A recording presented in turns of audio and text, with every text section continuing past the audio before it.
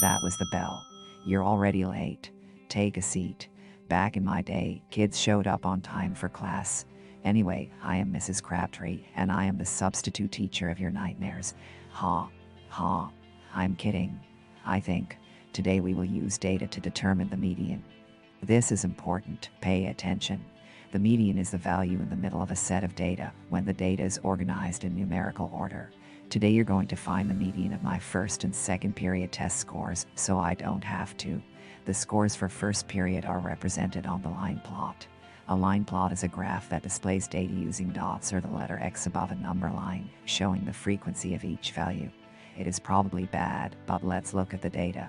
On this line plot, the numbers represent the number of questions correct, and the dots represent the students. 7 questions were answered correctly by 1 student. I write 7 once. 8 questions were answered correctly by 1 student.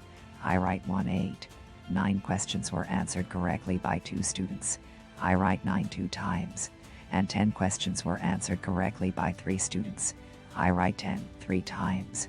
The values are in numerical order, so I cross the values off one at a time from the beginning and then from the end until there is one value left in the middle. 9 is the value in the middle of the data. The median value is 9. Let's look at period 2.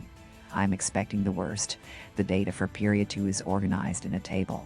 A table is a way to present information using rows and columns. The columns represent the student's class number and the score. The rows represent the score for each student. I'm sure everyone forgot, so I will tell you again.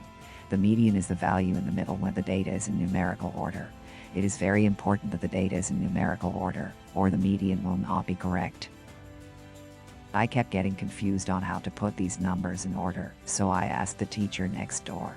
She told me this was right. 79, 79, 85, 87, 89, 92, 95.